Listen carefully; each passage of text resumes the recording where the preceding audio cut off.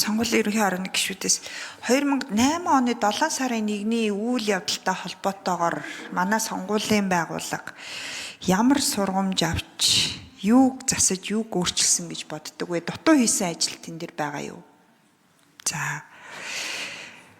Хоёрдугаарт таныг энэ ажил албан тушаалаа хасж явах явцад сонгуулийн үр дүнтэй холбоотой 2008 оны 7 сарын 1 шиг үйл явдал болвол та хамгийн түрүүнд ямар арга хэмжээ авах вэ? Хинтээ зөвшөлдсөж ямар шийдвэр гаргах вэ? Ямар зарчим баримтлах вэ?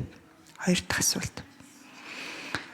Гурав дахь асуулт. Таны гаргасан шийдвэр бодлого намын эрх ашигтай, аль нэг намын эрх ашигтай зөрчилдвөл та ямар зарчим баримтлах вэ гэсэн ийм гурван асуултанд хариулаад өгөөч. Тэгээд сонгуулийн байгууллагаас болоод сонгуульд ямарваа нэгэн асуудал, сонгуулийн үр дүнд итгэх, итгэл унах ямар нэгэн асуудал үүсвэл та ямар хариуцлага хүлээж чадах вэ гэсэн ийм дөрвөн асуулт.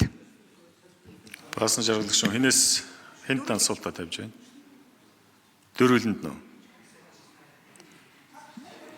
За тодорхой асуултанд дөрвөлээ ээжлээ товч харуулъя. 4 номерын энэ дэр нэр дэвшигчид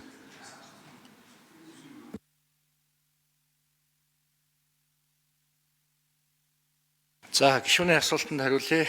За эхний асуултын хувьд 2008 оны 7 дугаар сарын 1 сонгуулийн үр дүнгээс болж одоо нийтийг амарсан эмх замраггүй байдал үүс Эрдэнэ түвний амьд нас өгсөн юм асуудал гарсан. За сонгуулийн ерөнхий орооны яг гишүүн одоо би биш сонгуулийн ерөнхий ороонд ажиллаж байгаагүй учраас бол сонгуулийн ерөнхий ороон дотоод яг өдний хүртэл хугацаанд юу зохион байгуулсан гэдгийг бол наривчлан хэлж чадахгүй ч гэсэн за сонгогчийн хуваар бас тодорхой хэмжээний тодорхой албан тушаалуудыг хариуцаж сонгуулийн үйл ажиллагааг сүүлийн зохион байгуулалт аюулгүй байдлыг хангах үйл ажиллагаа бас тодорхой хэмжээгээр ажигладгийн хувьд хэлэхэд сонгуулийн ерөнхий ороо нэлээд ажлуудыг бас зөв зүйтэй зохион байгуулж байгаа гэж үзэж байгаа. Ялангуяа одоо хараа хайрцаг буюу одоо бидний сонгуулийн автоматжуулсан системээс ажиллах үйл ажиллагааг нэлээд хийж байна. За одоогийн байдлаар APC 1-р үеийн төхөөрөмжүүдийг солих үйл ажиллагаануудыг эхэлсэн боловч одоо санхүүжилтийн асуудлаас болж одоо энэхүү үйл ажиллагаа хоцролттой явж байгаа. За мөн түүнчлэн сонгуулийн хуулиудыг өөрчлөх их хурлын тухай хууль, ерөнхий зүйчийн тухай хууль, аймаг нийслэл одоо сонгуулийн хуулиудыг өөрчлөх юм үйл ажиллагаанд нэлээд их хурл болон одоо төр засгийн зүгээс анхаарал тавьж, гишүүдийн зүгээс анхаарал тавьж энэхүү гарсан алдааг засаж чиглэлээр хуулийн өөрчлөлтүүдийг бол тодорхой хэмжээгээр оруулсан гэж бодож байгаа. Мөн түүнчлэн одоо 23 онд орсон энэ сонгуулийн хуульд орсон өөрчлөлтөөр энэ цахим технологиг ашиглах энэ эрхийг бол тодорхой хэмжээг нээж өгсөн байгаа. За энэхүү үйл ажиллагаасаа 24 оны сонгуул болон үрийн хэмжээгээр бол явагдсныг та бүхэн мэдж байгаа. За бид мэдээж ямар нэгэн асуудал одоо миний албан сонгуулийн ерөнхий орооны гишүүнээ сонгогдсон тохиолдолд 7 сарын 1-нд адилхан үйл явдал болсон үед мэдээж сонгуулийн ерөнхий орооны одоо гишүүн хорооны дүрм заасныхаа дагуу бид нар бас хариуцлага хүлээх ёстой байх. Мөн түнчлэн одоо өөрийнхөө эрхэлж байгаа албан тушаалын хувьд мөн одоо үйл ажиллагааны хувьд гэсэн төрийн одоо тусгай албанд ажиллаж исэн энэ ажиллаж байгаа энэ хүнийхээ хувьд ч гэсэн бид бол тодорхой хэмжээгээр зарчимтай ажиллаж энэ хариуцлага хүлээх ёстой гэдгээ бол ухамсарлаж байгаа. За төрийн одоо тусгай албанд ажилладаг учраас ямар нэгэн улс төрийн байгууллага, ямар нэгэн нам эвсэлтэй бол холбоотой ажилтгүй ямар нэгэн эвслийн намын гишүүн бус хүн ийм учраас ямар нэгэн байдлаар намын эрх ашигтай зохицсон үйлдэл бол гарахгүй байх гэж бодож байна.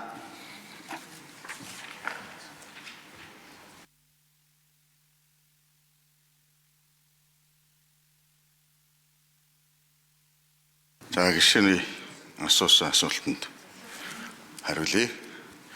2008 оны 7 сарын 1-нд би өөрөө яг голд нүүр гүйцэтгэж явсан.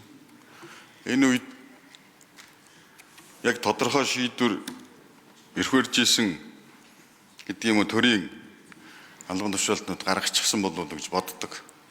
Энд их олон энгийн иргэд болоод цагдаагийн албан агчид маш олноор өртөж хохирсон энэ хүмүүсээ манаас.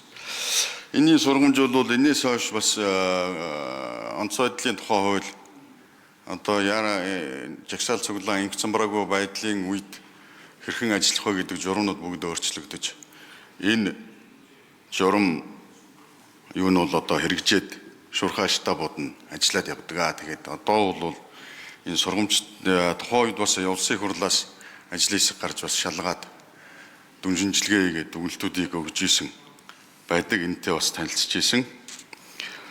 Тэгээ одоо бол энэ сургамжин дээр үндэслээд тодорхой арга хэмжээнүүдийг шуурхай авах хэрэгтэй байна гэж ойлгодог. Цаашид энийг бол шийдэх ёстой. Хууль тогтоомжийн хүрээнд бас сонгуулийн ерөнхий хороондоо болоод цагдаагийн байгууллага бол дэжтний яамдтаараа дамжуулаад энэ саналуудаа тавьдаг, штабууд ажиллаж эхэлдэг. Энэ тодорхой ямар төвшөнд ажиллах вэ гэдэг бас журмуудаа баталчихсан ингэ явж байгаа. За намын эрх ашигтай зөрчилдүүлэхэд ийм асуудал одоо намын ямар нэгэн харьяал байхгүй 34 жил төрийн албан, төрийн тусгай албан зүтгэж байгаа. Сая Яринболд нэр дэвшигч хэлдгээр энд бол нэг зөрчилдөөд байх юм миний хувьд бол гарахгүй гэж ойлгож байгаа.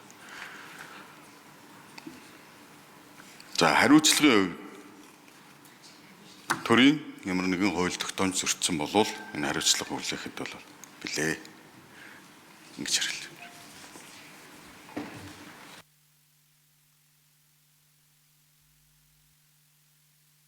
За гишүүний асуултанд ирүүлье. Өнгөрсөн 7 сарын 1-ний үйл явдал гэж хичээнэ. За энэ дээр бол бас сонгуулийн байгууллагуудын хувьд бол олон нийтийг нээлттэй тод бүх төрлийн мэдээллээр, үнэн зөв мэдээллээр ханх энэ ажил жоохон орхигдсан болов уу гэж хөөнийхөө хувьд боддог. За хоёрт нь төрийн эрх барьж байгаа албан тушаалтнууд улс төрийн биш яг ийм нөхцөл байдал үүсвэл ив нэгдлийн үндэсний эрх ашигыг хамгаалсан ийм шийдвэрүүд гаргаасаа гэж хүсдэг. За 7 сарын 1-ний шиг өнгөрсөн үйл явдал шиг үйл явдалд давтагдах юм бол сонгуулийн ерөнхий орон бол олонхын зарчмаараа шийдвэр гаргадаг байх.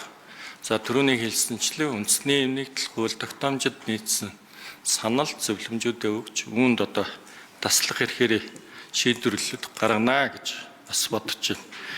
За улс төрийн намын харьяаллын хувьд одоо мөн болд нэр дэвшигчийн адил одоо төрийн тусгай албанд 6 жил, төрийн захиргааны албанд 19 жил тасралтгүй ажиллаж байна.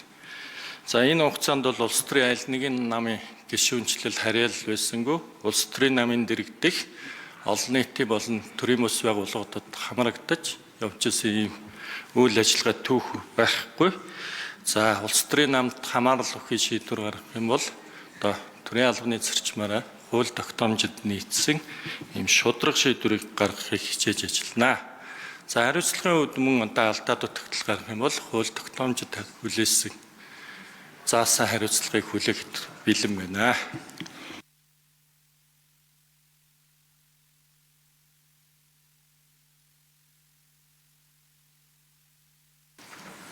За баасан жаргалагчийн асуултанд хариулъя.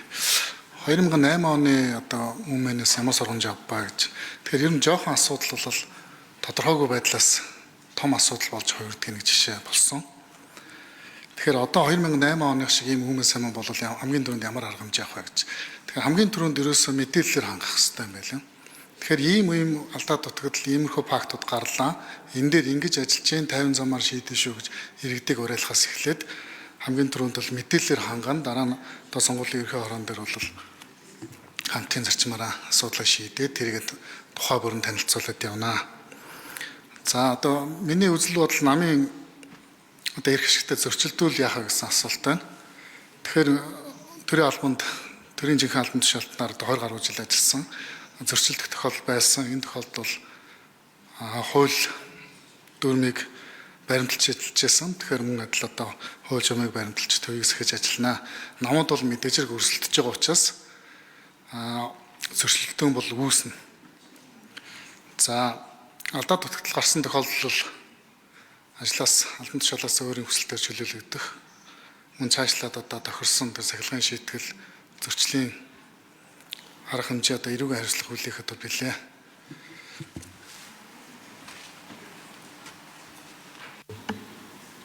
За.